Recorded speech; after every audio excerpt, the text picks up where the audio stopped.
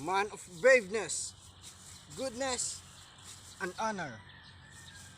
I am Perseus, son of Zeus and mortal Danaia, the slayer of Guardian Medusa, and the knight and shining armor of the Ethiopian princess Andromeda.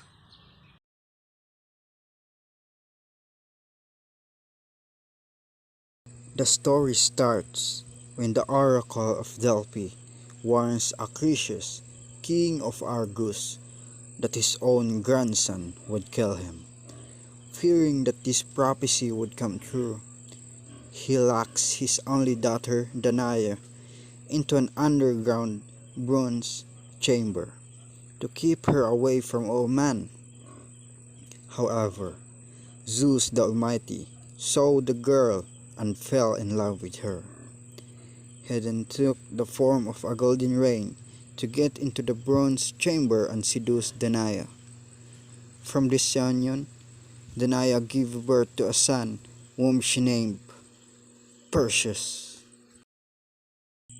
When King Acrisius heard the baby crying and realized he had a grandson, his first thought was to kill the unfortunate boy and his mother. But he could not do, as he feared he would cause the anger of Zeus. So he cast his daughter and grandson into a wooden chest and set them into the wild sea to get drowned. However, Zeus saw the desperate woman and asked Poseidon to calm the sea water. Indeed, the sea calmed down, and after a few days, Danae and his newborn son landed on the island of Seriphus. There, Jectus, a fisherman and brother of the island's king, found them and took them to his home, where they would be safe. Perseus grew up into a fine young man under the care of the kind fisherman Jectus.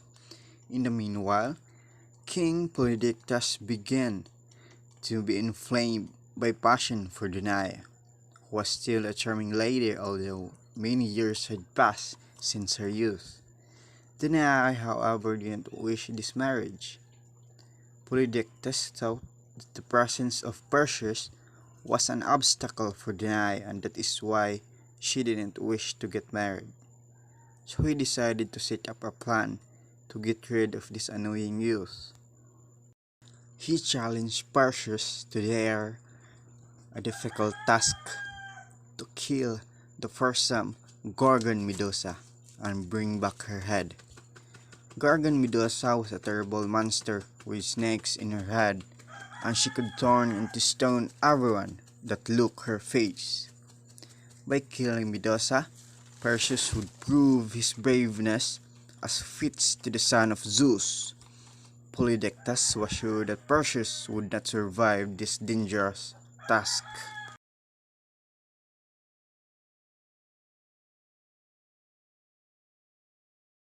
What Polydectes had not known was that Perseus was beloved by the gods. To help him, god Hermes gave him a carved sword and a pair of winged sandals.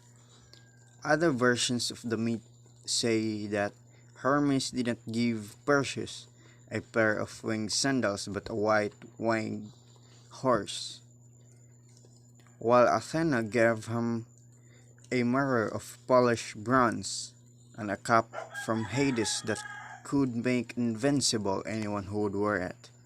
With these divine aids, Perseus started his long journey to the cave of Medusa, somewhere in Africa. He indeed found lying in her deep cave. Since he was wearing the winged sandals, he could fly around her, and since he was wearing the magical cap of Hades, he was invincible. In order to avoid looking Medusa directly into her face, and thereby being torn into stone, Perseus approached Medusa, looking at her reflection in the mirror, and cut off her head with the sword of Hermes. So easily, then the brave and intelligent Perseus managed to complete this difficult task.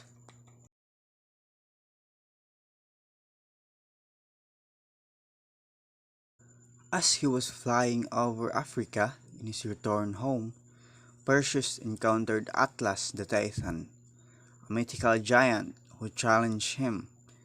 In their confrontation, Perseus used Medusa's head to turn the Titan into stone. Perseus continued his journey home and, as he passed the kingdom of Ethiopia, he came upon the beautiful and helpless maiden Andromeda, chained to the rocks, waiting to be devoured by a sea monster.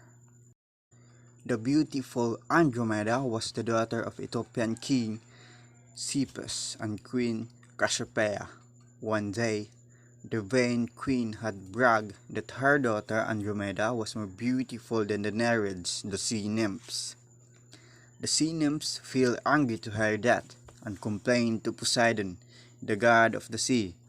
A furious Poseidon unleashed the sea monster Cetus to frequently ravage the coast and devastate the land of Ethiopia in order to avenge the insult to his wards, the Nereids.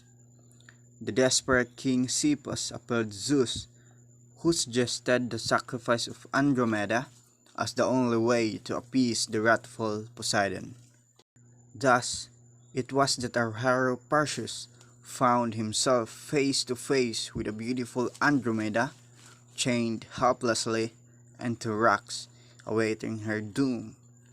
Perseus immediately fell in love with the lovely maiden and promptly killed Cetus the beast, who had been licking his lips at the prospect of having a delicious meal. Perseus took Andromeda to her father, Cepheus, and asked for her hand in marriage.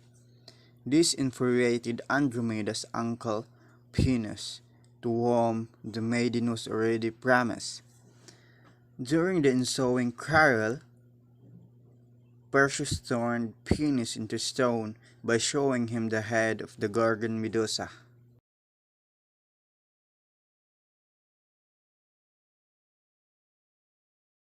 A happily married Perseus returned to the island of Seriphus with his wife Andromeda, only to find Polydectes still pursuing his unwilling mother Danae. Poor Polydectes soon joined the last of the stone statues, thanks to the skillful use of the head of Medusa. After that, Perseus made Dictys the fisherman king of the island, to thank him for his kindness and generosity all these years. A grateful Perseus gave his flying sandal, mirror, and magical cap to god Hermes. He also gave his great trophy, the head of Medusa, to goddess Athena.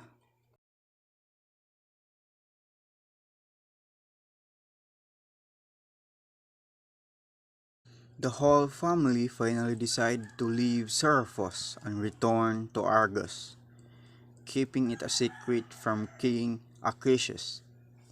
There, one day, Perseus took part in a sport competition.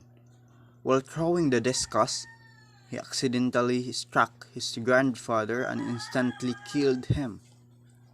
The old prophecy had come true, no matter how Acrisius tried to avoid it.